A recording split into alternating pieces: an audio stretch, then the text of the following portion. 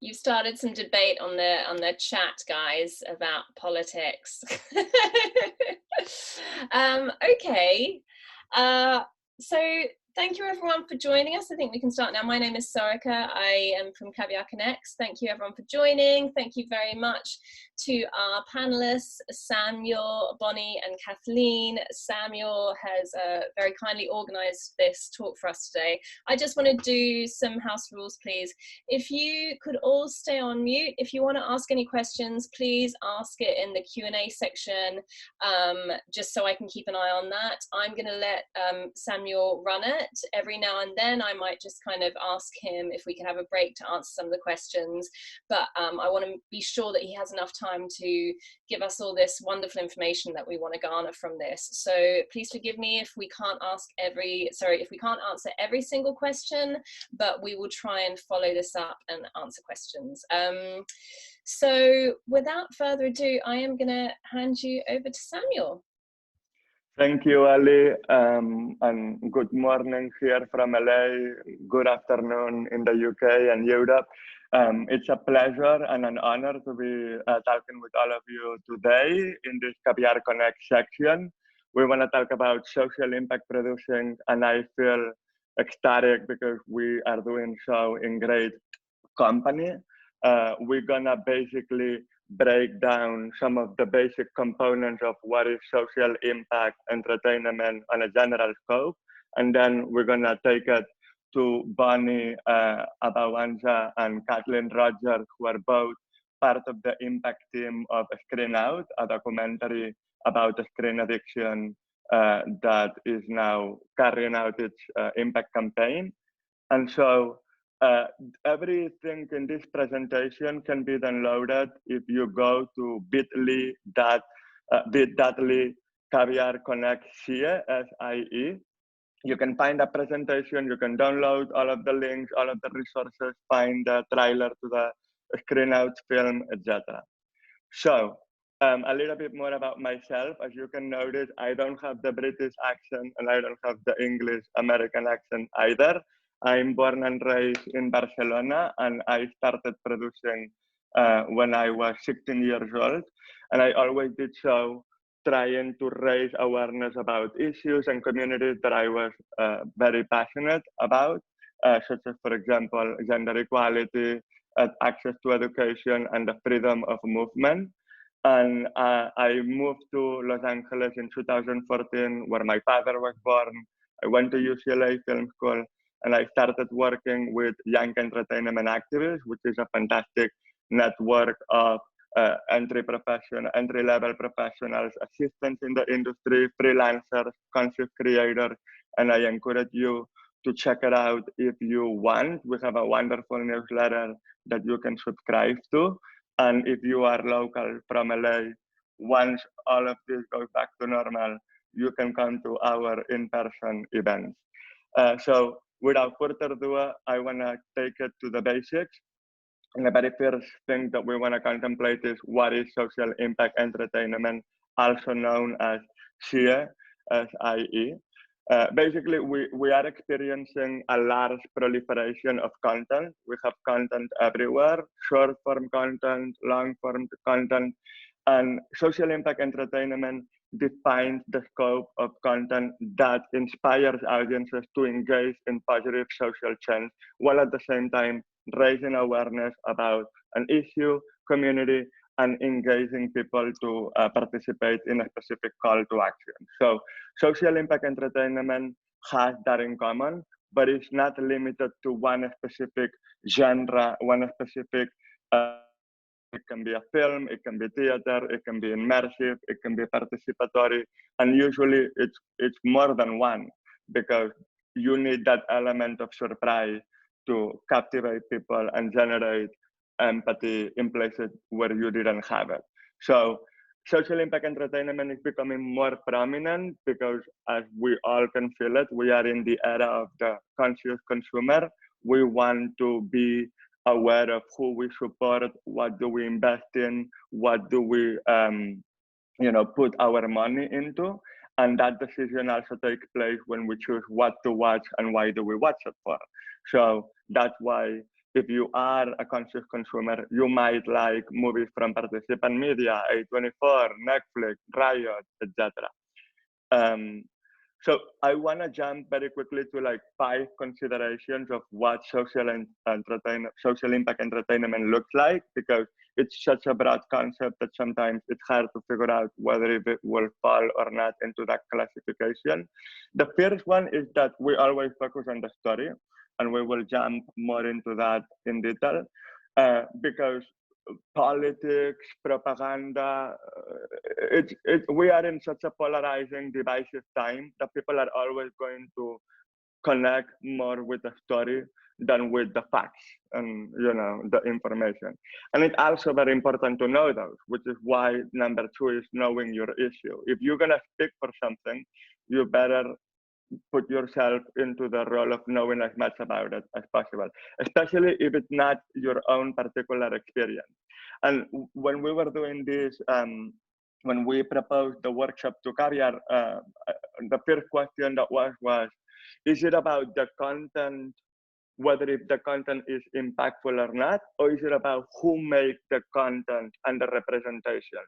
And that's a very common question with social impact entertainment. The answer is both.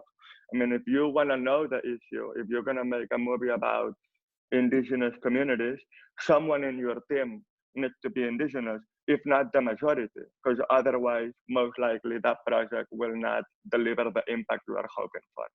So finding the best partners, we will talk more about that with Bonnie, thinking about distribution differently. If these were normal times, we will be spending a lot of time talking about community engagement, the power of screenings, and how useful these are in an impact strategy. Well, we have to think about distribution differently, not only because of COVID, but also because, we are in a changing landscape with technology, etc. And the more creative we become in bringing this film into people's mind, the more impactful we might be. And whatever we evaluate and learn, it's always very important to share it with the community that care about this issue, to bring the information to the organization that can benefit the most and carry it out in tangible action items, etc. So a few quick proposals. So if you still are confused about what social impact entertainment is, you can look at that watch list, which, by the way, has a lot of awesome recommendations to watch as you work from home and as we are on quarantine. And movies like, for example, Poster or United States from HBO, or Knock Down the House, which, by the way, Bonnie was a producer of, and The Edge of Democracy, and American Factory, all of them also movies that Bonnie has participated on, as well as, RuPaul Drag Race on Amazon. I mean, the idea that social impact is not only, again, a movie, it can also be a reality TV show, and it can also be employed to amplify, experiences and communities that have been kept in the shadows for a long time. So back to the idea of the story and the power of storytelling, it's very important to realize that, and that point always can be controversial, because if we are making a documentary, for example, we don't want to refer to real people and real stories as characters, but that's part of the human condition. We want to root for people who are facing a struggle, who are facing challenges. And we, because of the way Hollywood has taught us to root for the hero, we have an understanding of what that journey looks like. And I want to bring this diagram created by the mythologist Joseph Campbell, which is a perfect example of that. No matter what movie you are doing, if you have a similar path to this, a call to a banker, refusal of the call, and then you have the mentor, and you crack the threshold, and now you have test allies and enemies, and oh my God. So like, if you have that circle, it's most likely that you're gonna have an emotional reaction that is familiar to this 3-act structure. So it's important to fit the issues and the themes that we wanna talk about into a story structure, so that people feel like they are watching a film that they can generate empathy with. So a question for all of you that I want to reflect on and that we can debate later with Bonnie and Kathleen too is, do narrative films have a larger impact on a social issue than documentary films because people can relate to them and empathize with fictional characters more? And so when we think about the story and when we think about what that unveils, we want to think what are people's relation to that topic, to that issue, to that story. No, like that story might be very unknown or it might be widely mainstream, and it might have extreme opposition to it or weak opposition. And depending where you are on that radar, it might be more effective to be like humanizing, especially if it's about an issue that people already know and that everyone has a distaste for, like doing the act of humanizing, or just the opposite, investigate it, reveal, and say, no, look, this is what you need to know about this. No, and then last but not least, in terms of the process, I love this small diagram from Participant Media, who has done American Factory, Spotlight, Roma, When They See Us, which basically describes the process they follow, the pipeline to generate impact and to investigate it. And once you have those issues on the table, you want to think about which objective, which impact goals you have, and what tactics you are going to employ, what's going to be your strategy so that you can look at the outcomes and review both the one that you planned and the one that you didn't plan. Because it's an act of generosity and responsibility to understand that even if you have good intentions, even if you actually want the best for your content and your impact strategy, there might be mistakes. There might be unintended consequences that you didn't know of, and then you might want to reformulate your messaging for the sake of the impact that you're trying to create. And very directly, when we talk about social impact and when we talk about, you know, the power of storytelling, that always takes us to mainstream media in general and how a human, how influence our behavior, our information is based on which TV station we watch, what newspaper we read. And there is the link here of a framework for measuring media performance and results from the Bill and Melinda Gates Foundation, which is a very interesting review of how directly it can impact or how cumulative it can impact depending on what different level of engagement people have through media. Very quickly, a lot of these graphics come from this fantastic state of social impact entertainment book. If you're not in LA and you can get a physical copy, every single book, every single page is on a PDF available on this link. And then the impact field guide is amazing. It's also a fantastic resource for you truly to build an in-house impact operation and to understand step by step how to organize your information, how to better synthesize it, and do the outreach. And I also want to amplify the Cinema of Sense ecosystem, which has up to 190 different links. It's a fantastic database as well. That's where I did my internship too, and it was a fantastic way to discover many of those awesome resources. And I'm super excited now to be introducing Bonnie Abaunza. She's, you know, one of the biggest names in social impact entertainment and a visionary in creative activism. I'm a fan, in case you haven't noticed, and I am very, very, very excited to have her join this conversation because she's definitely very experienced. So I want to speak for your biography because it's so impressive. So I want to leave it to you, Bonnie. Thank you very much for being here today and for making time. Well, good morning and good afternoon to everyone. Thank you for the kind words, Sam. And I'd like to thank Caviar and Impact for inviting myself and my colleague, Kathleen, to join this very important conversation. So you've got my bio there, but just to add a little bit to it. I was in the entertainment industry for 15 years, worked at studios, ran directors' film companies, came up from development through production. Then after 15 years, I left and went to Amnesty International, where I started the Artists for Amnesty program. And I was there for 7 years, and during that tenure, I ran the film campaigns for Amnesty in partnership with studios. So, for example, I ran the campaigns along with my colleagues at Amnesty for Hotel Rwanda, Blood Diamond, Constant Gardener, a number of them that are named here. And this is before there was the term social impact, which before that was social action. And they were really called human rights, social justice film campaigns at the time. And what was clear to me back then, which started in 2000, is that studios understood the value of partnerships with an organization like Amnesty International, because we had millions of members around the world who were a built-in audience for their movies that focused on human rights. So it was a very collaborative process where we were able to use the film to advance our work and to reach a larger audience. And the studio liked the fact that we had the kinds of calls to action and had the built-in audiences for them, that we could also then network out to the different other coalition partners and able to reach an even bigger audience for them through our partnership. And then Participant came into the picture, and I went over to work at Participant Media for a number of years.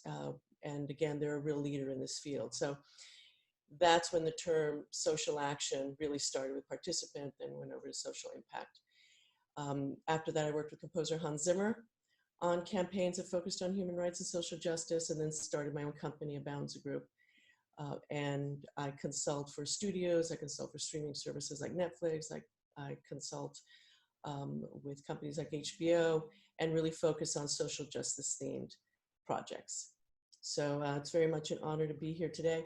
I also just want to point out, when Sam was talking about the different media, music videos also lend themselves to the kind of social impact campaigns. If anybody saw the Diane Warren, Lady Gaga, or heard the song Till It Happens to You from the documentary The Hunting Ground, that music video had enormous impact on the issue of raising awareness about campus sexual assaults in the United States.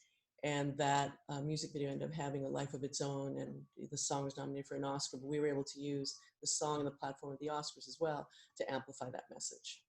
So, 100%. Yeah. Yeah, and that's something that Caviar, by the way, is the master of music videos. You guys have amazing talent.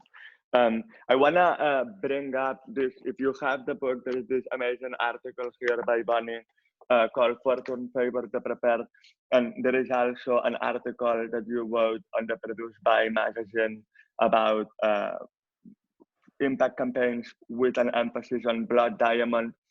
A couple of questions about both articles. So with Blood Diamond, for example, which is a film that came out in 2006, 14 years ago almost, starring Leonardo DiCaprio, that film had a lot of tangible impact. Like, we now think Blood Diamond and we immediately know what that means. We question what the origin of precious jewelry is, and frankly, the entire pipeline for buying a diamond had changed a lot. And a lot of people in Africa and all over the world thought, oh, they will never pay a price for doing this. They paid a price. So you're not a politician, you're not a lobbyist, you are a producer, but you get involved in a movie, and all of this happens over the span of so long. And so how do you navigate the process of realizing, oh, the law has changed. Oh, this person is no longer free. They are locked down as they should because of their action. How do you navigate realizing that that's the result of your, grassroots actions?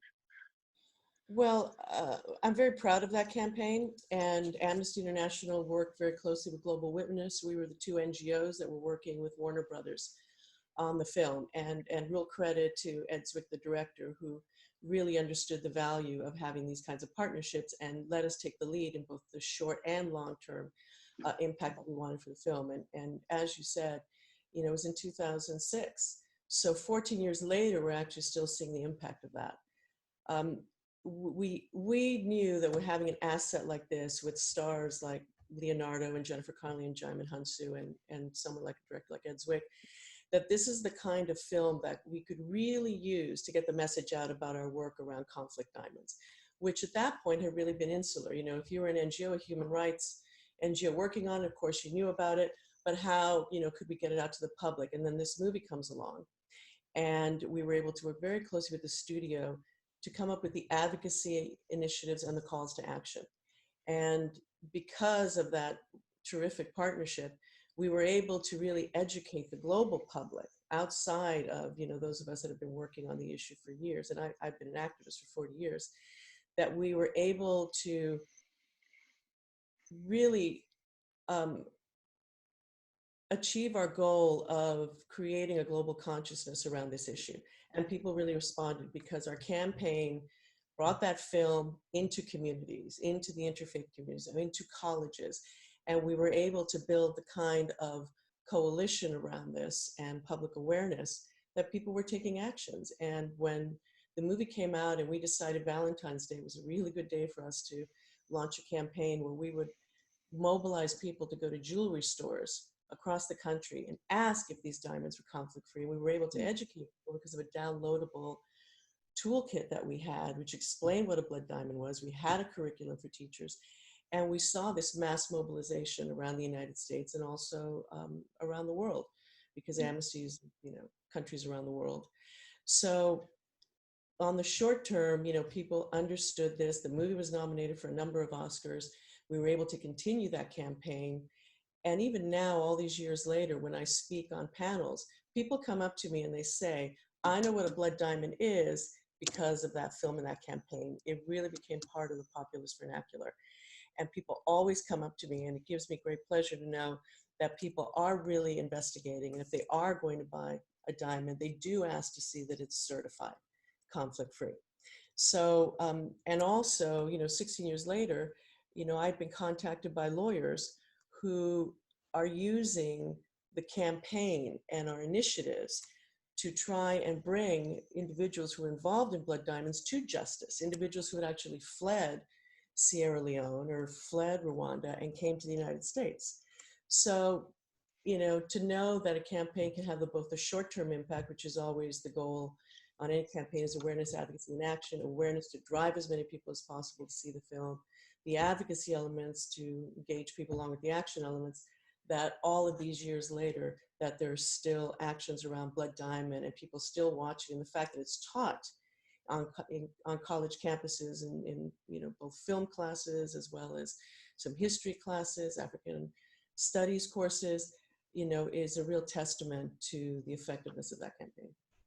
Yeah, and what I also think relates a lot to the success of what you're saying is what you mentioned in the first article about how, and I thought that was one of such an honest piece of advice, that building a strong coalition behind a movie takes time.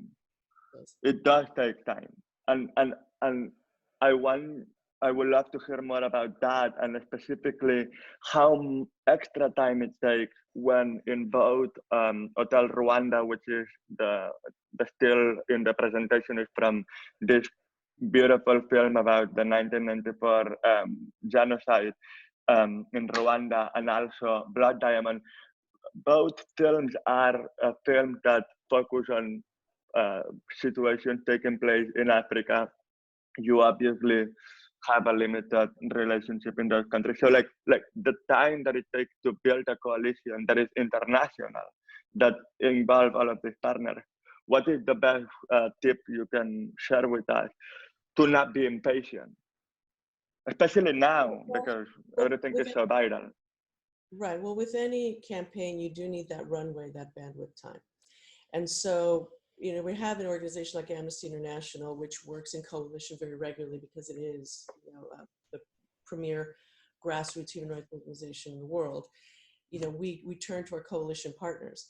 But if you're working on any film that you're working on, I just advise producers to, even in the script stage, if you can start reaching out to some NGOs that can help advise during the script development process so that they're aware that the film is coming.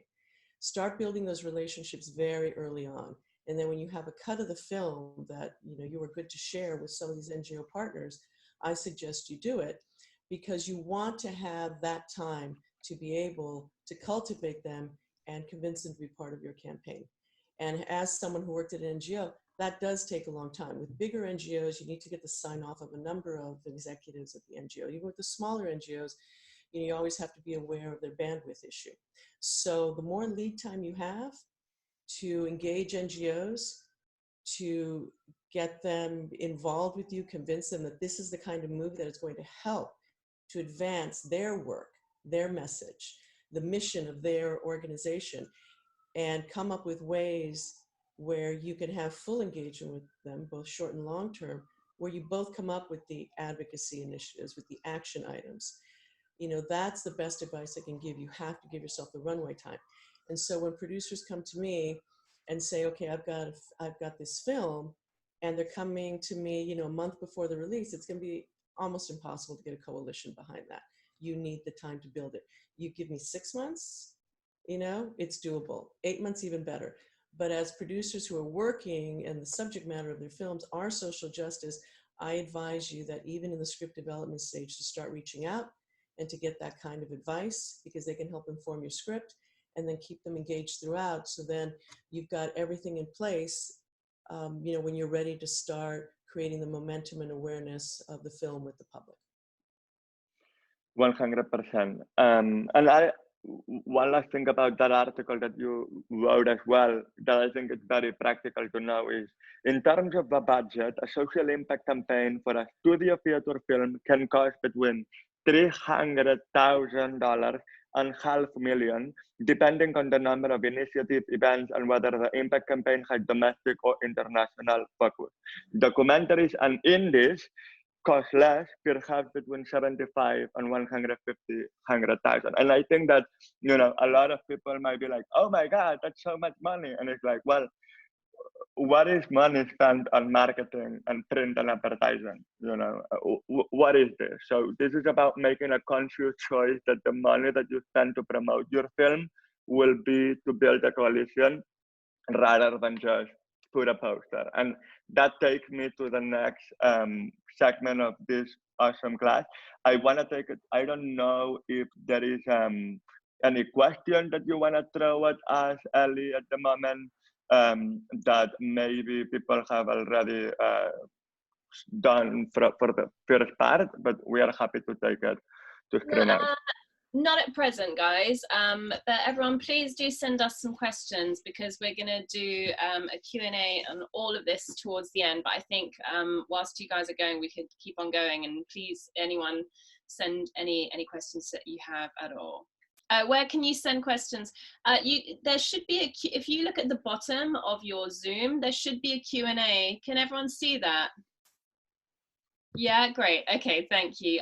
Or equally, if you want to put questions in the chat, that's fine. It's just I can monitor them a bit more if they're put in the Q&A. So if you guys want to start writing up some questions after Kathleen has spoken, we can start taking some. Thank you. Beautiful. Okay, so screen out. Here we go. We're now going to basically talk about what we discussed so far in more generic sense. We're going to apply it to a specific film so that we can see a case study. And this is a very interesting case study because of the current moment we are in and the direction we are headed. So I'm very excited. We won't play the trailer now because of streaming connectivity, because it won't probably play naturally, but I please encourage you to go to YouTube and find the screen out trailer. Bonnie, please go ahead. You can tell us more about the screen out. So this will be, currently will be an interesting case study, because this is a film that's directed by John Hyatt, who is Canadian. And it focuses on tech and social media addiction in adults, but particularly focusing on youth. And this campaign, this film was supposed to be released theatrically, and we had a theatrical release date of May 6th. That, of course, changed because we are, sheltered in place here in Los Angeles. All the movie theaters are closed in the country. So we had to shift our strategy. And I think we'll get to that in a couple of other slides. But this to us, and Kathleen is running social for us, and she created the website. This was a really important film to us because there is a crisis point right now in the United States where we're seeing youth becoming even more addicted. And this documentary told the perspective of a father who's seen the impact on his own family, and then he decided to really investigate this issue, both in Canada and the United States. And there are a lot of things in there that are going to really shock and anger people. And there is a hopeful message in the end that, you know, obviously we need our devices, particularly now, you know, to stay connected with the world, to find out what's going on with the pandemic. You know, the remote learning is happening here in the United States, but we need to recognize the downsides to being on our devices. And the campaign that we created on this and the coalition that we're bringing together on this are experts in this field. And so we knew going into this that this is the kind of hot button issue that will resonate.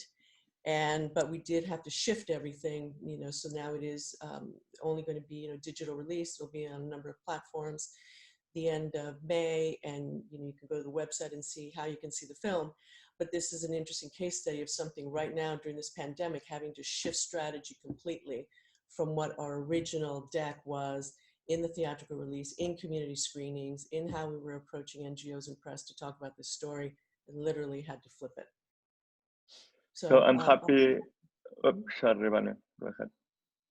No, go ahead. I'll just turn over to Kathleen, and then we can go to the other slides. We were going to do the same thing. We were going to introduce Kathleen, who is also part of the impact team for Screened Out. And as Bonnie was saying, she works on a lot, including social media, impact strategies, digital strategies, which is right now all the strategy we have. So go ahead, Kathleen, introduce yourself. Thank you for being here. Thank you so much for having me. I'm very happy to be part of this. And it is an interesting case study for sure, because we're right in the middle of having to pivot. I know we're going to address that in a little bit, but I work with, my background is I work in the marketing communications side of things, content strategy, website, social media, all of the parts of a campaign that fall into the larger marketing and communications and strategy pieces. And I work with Bonnie on a number of campaigns and have had the privilege of working with her for a number of years on different campaigns like Cries from Syria or The Promise or Breadwinner or things like that, that have all been very interesting campaigns that have spanned quite a few social justice issues. And my primary role on campaigns, like I said, is that communication strategy piece, managing social media, website development and design and content, education materials, activation points, et cetera. And I think as with any campaign and with any issue at large, we can only act on the information we have. And so the conduits of information are very important. It's why films, both documentary and narrative films, are so impactful, because oftentimes it's people's first introduction to an issue or an experience that somebody might have that gives them new insight into something that they might not have been exposed to before. And so it's fun to get to work on these campaigns, both from a communications perspective, but also from a learning perspective, because I always learn new things whenever I'm working on campaigns, and it always expands my perspective as well. And I know that that's the goal in terms of how we're trying to reach audiences. So it's cool to be both a part of that as I'm developing it. And I know we're going to talk about Screened Out and the details with that. Yeah, and it's very interesting. Very interesting that you mentioned the difference of every campaign, no? And how that takes place in the campaign building initial phase. Because when you arrive into a new project, no, and you have to identify the goals, you have to understand what the creative filmmaker vision is, what the landscape for the issue is, what the organizations want. Can you both walk me through the process of receiving Screened Out for the first time, watching it, or even starting crafting that campaign before there is even a film? How do we identify those pillars, those basic ingredients to the campaign? Okay, so whenever I'm given a film or even a script, I look at it through the lens of 3 pillars: how to create awareness, advocacy, and action. And the awareness goes whether it's film, documentary, music video, whether it's theatrical, whether it's on platforms. How do you drive as many eyeballs as possible? How do you drive people to the theater? In this case, eyeballs to the streaming services. So we start working on that plan. And that's where, the coalition comes in. This is an issue that really should be of interest to everyone because we all use these devices. So starting to do the research on who the experts are, who those NGOs are that are real leaders in this field, and then reaching out to them, telling them about the film and saying, okay, how can we engage? How can we work together on this? So we've got a number of partners on this, and some of them are coalition umbrellas. And in this particular one, they're very engaged because they see this as a great asset to educating the public and to then mobilizing the public to take particular actions. So we have the awareness piece that you have to create. And then when you're working with these NGOs and these experts, what are those advocacy initiatives? And in this case, we'll see on the screens, there are some congressional legislative pieces that we're mobilizing behind. And then the calls to action. And I always defer the calls to action to the NGOs because they are the leaders, they're the experts. So when they come back and say, here are what we think are the calls to action, then we dialogue about it. Obviously the filmmakers are involved, and then we decide on what those will be. And then that becomes then the backbone of the campaign. And then we start to discuss, okay, how now on the strategy side are we going to now implement these calls to action? Absolutely. Do you want to add anything, Kathleen?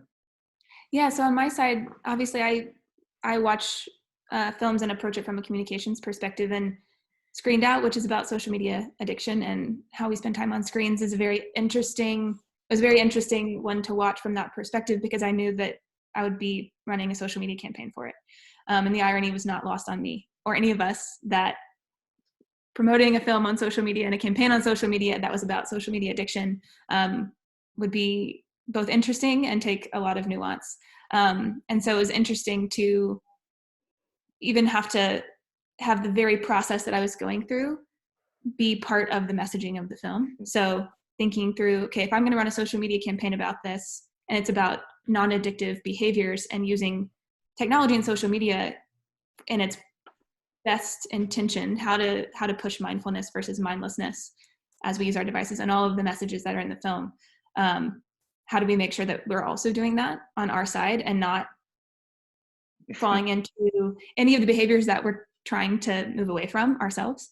So it was a very interesting one to watch from that perspective and think through, how do you balance that obvious irony of running a social media campaign about this particular topic, but also the very message of the film being, it's not that social media or technology or screens are inherently good or bad, it's how we approach them, how we use them, and what are our relationships to them. Do we use them to, like right now in COVID, increase our connections, have access to educational opportunities like we're doing right now, maintain education for kids or meetings for work, et cetera, which are all great things? Or are we using it to numb and distract and, not deal with some other things in our lives? There's all different ways of using it. And so having that balance as well. If it's not inherently good or bad, it's how you use it and how do we model that as well. So about healthy relationships. Yeah. And this particular slide that you have is important because you have to do the research. So, we dive in, myself and Kathleen, the team I put together, we dive in so we really know this issue inside out. And you have here, potential partners. So what we do when we do all the research is then we say, okay, who are the groups that would be interested in this issue that we know we can turn to and start engaging in dialogue with them? So here are just some bullet points.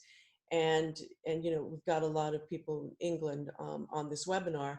You have the same thing there, the kind of, parent-teacher organizations, the universities and their fields of study that are going to be interested in this. You have government agencies that, at least here in the United States, are addressing the issue, and I know they are too in England. So we start putting what is this bigger list together, and then we start honing in to see, okay, now who are we going to strategically go after first? But you have to put together, the bigger list of who's going to be interested in this issue and working on this issue that we know that we can approach. 100%. And that connects to what you were saying earlier about time. That takes time. This is not something like, oh, you need to have a PhD to do research. No, you can start by Googling. It's just about organizing your information, having that infinite spreadsheet with all of these different categories, realizing what the landscape looks like and how can you categorize and itemize those different sources. And while I was doing this slide, I did like research, organize, and identify, and then I'm like, oh my God, ROI, return of investment. And I got very excited because I was like, that's exactly what it is. You really see the investment of doing that research for your film, because all these people will be so excited about it if they are aligned with the impact campaign, and they will want to be advocates for it. They will want to promote it, publicize it, amplify it, interact with it, and you need this coalition. Otherwise, there is no impact, zero, impossible. That's a very good, sorry guys, and I just was going to say as well, I'm just wary of time. We've got 20 minutes to go, and I see that we've got quite a few slides going, and there are some nice questions people would like to ask. So sorry, I just want to remind us about that. 100%. Thank you, Ali. And we pretty much discussed the importance of like finding those impact partners and like what the benefits of this coalition are. And I wanted to hear a little bit about the specific identifying legislation for Screen Out, because how do we craft this call to action? Like most often relates to like what's happening in the real world and what legislation we can pass to advance that issue. So in the case of like Screen Out, we have Camera Act and Smart Act. Right now in the United States, there is no federal research for what the impact of screen exposure can be to children. We have none. And the most ironic thing is that when you look at the Camera Act, this is literally being supported by Google, by Facebook, by Amazon. It's like, oh my God, you guys will be paying for this too. You know, like it's just like there is actual support. It's just a matter of raising the profile and making it known enough so that it becomes a priority. You know? So Yeah, I like the idea of advocacy initiatives, because in the United States, people do like to feel empowered that they contact their members of Congress and feel that their voices are being heard. And this is bipartisan legislation. The Camera Act is more advanced than the Smart Act. It has 89 members of Congress from both the Republican and Democratic parties supporting this. And as you mentioned, Sam, some of the biggest tech companies, because this is about funding for the first time real research on the impact on children and youth and their brains, and the brain development, socio-emotional development, and how our devices and social media are impacting that. Once we have that, then and we're pushing this out through those supporting the campaign so that they do call them members of Congress. And I'm on the line with the two key supporters in the House of Representatives and the Senate who have seen the film, and we're going to be collaborating with them in support of this initiative. Perfect. And so, Kathleen, I would love to hear more about how can we craft resources. You were talking about educational resources, social media resources. We created here this toolkit giving people action items and tips to be able to reduce their screen time. What are the benefits of having this kind of tools for an impact campaign? Absolutely. So one of the things, when you watch a film, you pull out key themes. Who are the different audiences we're going to be talking to? Who's going to be, for this one, it's parents as an audience. Young people who are more native to digital technology would be another audience. How do you create messaging and calls to action that give people something to do? Often, I'm sure everybody watching has seen something and left wanting to do something to help and not known exactly what to do. And that's exactly what impact campaigns are for, is giving people steps both from a big level of supporting legislation, but also okay, I'm going to try to reduce my screen time by 20% this week, which is quite impossible during COVID, I realize. But things that are both tangible in your everyday and laddering up to all the big picture stuff as well. And I think as we develop that, thinking through calls to action that are both immediate and tangible for individuals, and also that contribute to larger initiatives, it's a balance between the two. And can you tell us more about how that applies? You said it before, but on a technical level, like how do you craft a tone and aesthetic and a style for each different social media ecosystem, because there is like Facebook and then there is Twitter, and not all of them work the same. Yeah, so what the process that I go through is I start by doing a strategic development phase around who are the audiences, what are our different key themes, what are the calls to action, what are, the different things that we're asking people to do, et cetera, and mapping that out, and then also identifying what kind of content works well online for each different platform. Statistically, things like quotes work well on Instagram. I'm sure everybody knows, has seen a lot of those. On Facebook, links to articles works better, just in terms of engagement. And also it depends on, each project is different, but doing that analysis of, more NGOs are on Facebook than Instagram. So looking at how do you cater audiences. Facebook's audience skews older than Instagram's. Instagram skews younger. So how do you map out the different ways that your key messages and your audiences map to those platforms? This is an interesting case because the original kind of plan around themes and how we're gonna map out different types of content, because you don't want to, there's a lot of humorous things to be said about this topic, because it's, we're calling ourselves out for being on a social media campaign, but you also don't want every post to be like that. You want it to be helpful and give people things to do and be informative at the same time. So creating schedules and plans for that. Like I said, we're in the middle of having to kind of redo that, as we speak. I think another interesting thing is the virality component. Like what becomes, like we just did that Tiger King post, no? And like, how do we like now everyone is talking about Tiger King. So like, of course you need a meme about Tiger King, and then you can find a connection between your impact messaging and that viral conversation that is taking place, so that people can joke about it, can talk about something else than your movie, but this is also relatable to screen time. And I think that's why having a plan is so important, because if you have the pieces and the foundation in place, you're able to be more nimble and react and fit those current conversations into the larger goals that you have. So exactly, and being able to readapt. I mean, right now, as Bonnie was saying, we were supposed to do the theatrical release early May. We're pushing it to digital release in all digital platforms on May 26th. And so anything can happen, literally. And what is interesting about anything can happen is that anything can change the messaging and the perception that you did so much research about. Like, we are now trying to have a conversation of screen time, and as we are trying to mobilize our supporters and team, the New York Times just yesterday wrote this piece about don't freak out about quarantine screen time, or the Washington Post, it's okay. Like, so how you find suddenly that the conversation has shifted and that you have to readapt to that. Let me discuss pivoting, because I know we want to get to questions. Sorry, Kathleen. So Kathleen and I had to come up with a plan on how we were pivoting from theatrical now to digital.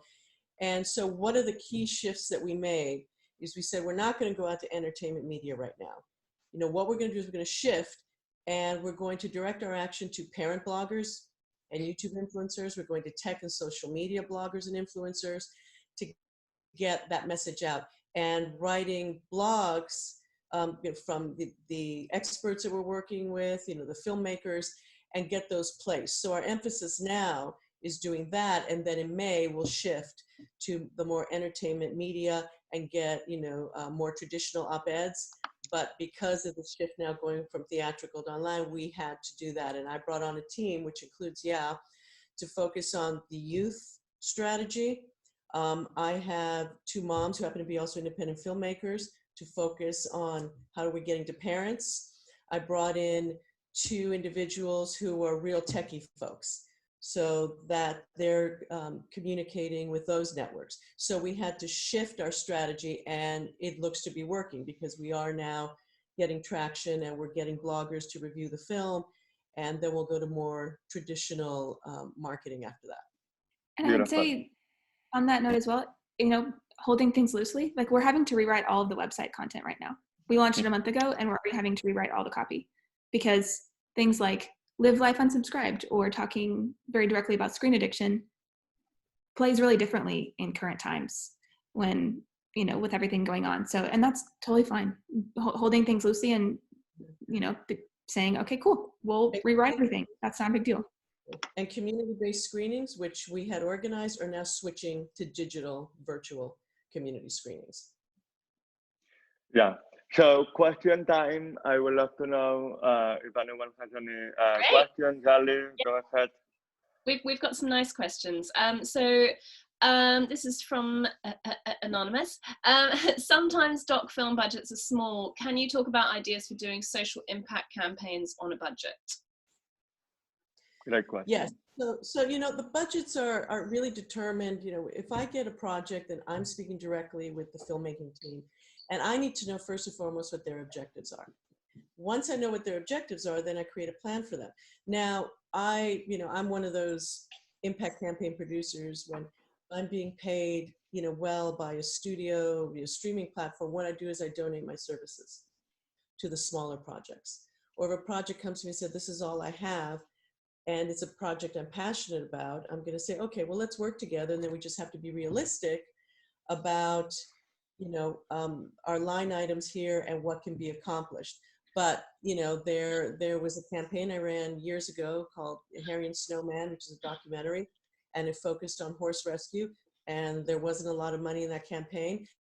And that movie made over $1 million as a documentary. And we had mass mobilization because we went to one group, you know, that housed a coalition of horse organizations. So it just depends, you know, you just work with impact campaign producers and we can come up with something. Great, thank you. That's super helpful. Okay, so from Ronaldo, if you have something in the can, how would you advise us to approach charities and so on to help get people to see it? So I guess, yeah, sorry, go ahead. No, so film in the can. So you've got it ready. It's done already, yeah. Yeah, so, you know, you show the film. So depending on what the subject matter of your film is, you do the research on the organizations that are working on the issue. You can approach those organizations usually through, if they have an artist relations person, if they don't, then the communications director. You reach out to them and say, I'm, you know, a filmmaker. I have this film. I think this film, you know, fits very well with the mission of your organization. Can I send it to you to look at? And if you agree that this is something that could advance your work, I'd love to engage in that dialogue with you and see how we can partner. And that's how the conversations start. And then they usually work in partnership and coalition with other groups. And then you can have that conversation about how to bring in these other groups, these other charities. So that's how you start. You outreach. And, you know, it's been my experience, even when I first started doing this, that NGOs want that. They want these kinds of media assets in order to get their message out to a broader public and bring in then more members. So that's how you start. You usually contact the comms person who will then can direct you to, if it's a specific issue, they'll direct to a colleague and then they see the film internally and you go from there. Wonderful, thank you. And how is the best way to present an idea to try and get funding? Would you be including a script and a treatment as a presentation, or is there other additional information that you would need to present? So you're talking funding like from a foundation or donors, as opposed to charities don't really fund these activities. NGOs don't, because they're, you know, raising money for their work. Yeah. But if you're looking for particular funding from donors, maybe affiliated with that NGO or foundations that support the NGO, I mean, if you have the film, that's, you know, the best thing to send. And then also, you know, what your mission is, you know, as a filmmaker and your objective of getting the word out, you know, what is your ultimate goal with your film? Yes, you want to see, but if you want to move the needle in that particular issue, then that is what you articulate and explain to potential funders. Mm-hmm. Okay, thank you. Mm-hmm. From Dan Libnan here, who should someone reach out to if they're trying to get NGOs or coalitions on board for a project? What job role specifically would be in charge of making this happen? I guess that's something that you've kind of touched upon as well, the last one. Can you remind us, Bonnie, who the person was that you mentioned? Yeah, so normally your first point of contact will either be an artist relations person, because they're already dealing with the entertainment community, or the communications person, the communications director, because they you know, are the other ones that field those calls. And normally the way it works in organizations is, so for example, with Blood Diamond, you know, our Africa advocacy director had to look at it and sign off on it, right? Our campaigns person had to look at it and sign off on it. You know, everyone had to be in agreement that there was nothing in the film that was in any way going to be counter to the mission of the organization. So when you start having those conversations, people start seeing the film, you start dialoguing about it internally, that's then when you can ask, okay, who do you work in coalition with? What other groups can we bring together? You know, on Harry and Snowman, I had over 100 NGOs working under the umbrella of Homes for Horses. On this one was Screened Out. You know, we've got a coalition of groups coming together that are parent groups and you know, experts in psychology. So, you know, that's how you start to build. You have those conversations, and you will find NGOs you know, will be very receptive and want to engage in those conversations. And I will add, not that I disagree at all, because I do agree with everything, but I will add that in terms of like getting budget, in terms of like getting access to NGOs, it's always, I think one of the, I'm only 24, I'm very young, and what I keep realizing over and over is that what works very well with social impact is something that I'm going to say in honor of Davy Bernie Sanders, which is the quote, "Not me, us." It's truly about finding what the common ground is between 2 points and saying, okay, this is where we can meet, this is how we can work together, this is why this can work. And truly to present something that is very creative and that is original, and that people will react with an element of surprise to it, because they will be like, oh yeah, I can see how that can be impact. It's reinventing the term of advocacy and making activism sexy and fun, and you know, something that people want to take a part of. And also not to reinvent the wheel, because when you get stuck into saying, oh no, I have to do this myself, this has to be made by the movie, for the movie, because of the movie, then you're losing time, you're losing resources, you're losing energy that you could be redirecting towards an existing initiative that can partner with you, that can support your message as well. So it's truly about joining forces and being generous and saying, okay, how can we build things together? Mm-hmm. Open and collaborative. I'm 56 and I agree 100% with my 24-year-old colleague. I think "not me, us" is a very, very lovely thing that we should probably take on board at the moment, especially. And in fact, Andrea has a question about this kind of time. I think now is a very interesting time for some social impact campaigns. There are a variety of themes like home violence, depression, drinking problems, also different addictions, people not knowing what to do in their free time, the fear of losing a job. Are you working on a social campaign that's now connected to the condition of the people right now, where they are locked down in their homes? Well, we're addressing, I can let Kathleen weigh in on this as well. We're going to be addressing that issue within the Screened Out campaign on people and what they're dealing with COVID right now. So we are working on that. And I was just submitted a film that addresses addiction issues and again, staying at home. And I can't say much about it right now, but I just did see it. So I'll be working on that. But I'll let Kathleen weigh in as well. But yeah, we are, and even in this one, we are shifting our messaging to address the current situation. Yeah, we have a couple of projects that they're not about those specific topics that you named, but you know, we are working on one that's about homelessness in America, and there's a lot of intersections with what's going on right now with the issue of homelessness.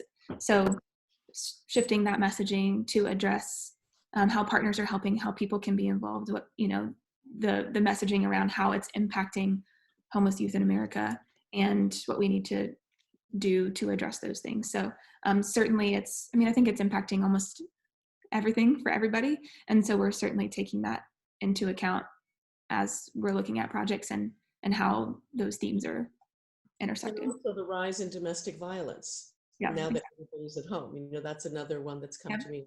The issue of, you know, how to address, you know, not just, you know, the rise in domestic violence, but the issue of human trafficking that's also happening right now.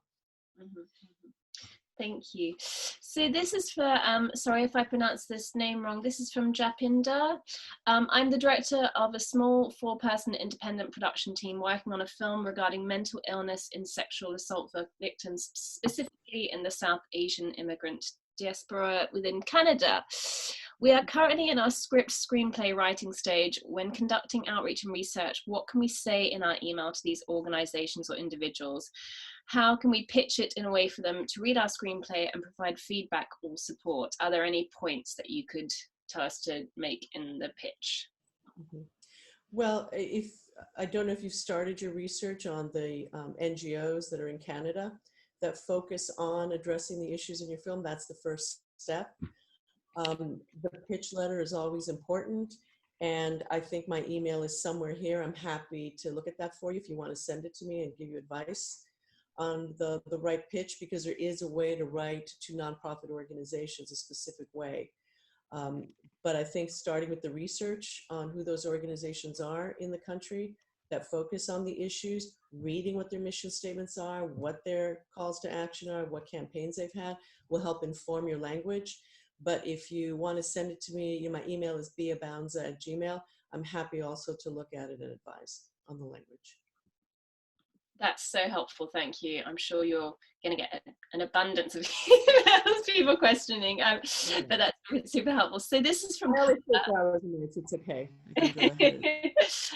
This is from Carla, who's very interested to hear about the changing career from 100% film industry to Amnesty. Did you stop working and then ended up in Amnesty, or was it an organic, gradual thing for you?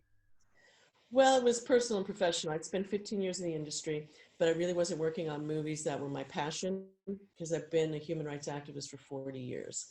So, well, 41 years now. And so I needed a shift. I was also going through a divorce at the time, and I said, this is the time for a change in my life. I've been a member of Amnesty for almost the entire, 41 years I was an activist. And I happened to be on their website one day signing petitions, and saw a job listing for artist relations. And I applied for the job, didn't hear anything for 6 months. And then I got a call back from Amnesty saying, well, you're overqualified. And I said, well, fly me out and talk to me. So they wanted someone just 2 years experience and that had a knowledge of the human rights world, where I went in with a binder. Now, of course, we have, presentations, but I actually went in with a physical binder, divided up to say how Amnesty should consider not having artist relations, but to actually launch a program called Artists for Amnesty. And I outlined the whole strategy behind it, and which meant full engagement with the entertainment community, every aspect of the entertainment community, to get them all invested in our human rights work. And I got hired. And then I launched the Artists for Amnesty program and ran that. And so it was that hybrid world of human rights and entertainment. And then I did the same for the United Nations Agency, their National Labor Organization. I launched their artist engagement program. And it was the best move I ever made. Amazing. Well, it sounds like it was a perfect move. Yeah. Just one more question before we go from Niku. In relation to the creative process for each project, how do you test for impact prior to outputting the final marketing? That's a very good question, because it leads to what you're guessing your metrics are going to be.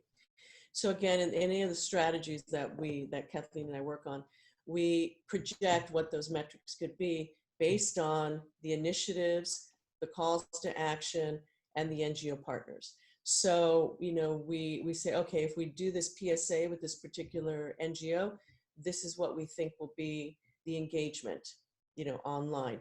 We're doing this advocacy piece with Congress, based on other metrics, we get a sense of, what kind of response we're going to have. So as we build out each of those initiatives, we're guessing what those metrics are going to be. And then we're tracking along the way as we launch these initiatives, and we have to shift something, we shift something. So, I have the advantage of past campaigns and metrics, and I'm happy to make to this group available some, that document, because that informs future campaigns. And it's very different from 2006, to where it is now, particularly with social media, that, your metrics are going to be very different from when they were with the Blood Diamond or Hotel Rwanda fooding campaign, to what we're able to do now, because we have so much more social media than we did back then. But you try and get what those metrics are going to be, so that you can communicate that to the filmmakers, and you're working very closely with the NGOs also in determining those metrics. Amazing. Well, I just want to say this has been fascinating, and Samuel, Bonnie, Kathleen, thank you so much for taking your time out and giving us all this knowledge. And everyone who joined, I hope that you've enjoyed it. Please stay in touch, and do get in touch if you have any questions for any of these amazing people. And thank you. This has been wonderful. Thank you so much. And you can connect with us on social media because we don't have another choice. But thank you so much. Absolutely. Thank you, everyone. Thanks, guys. Bye. Take care. Bye. Safe and healthy.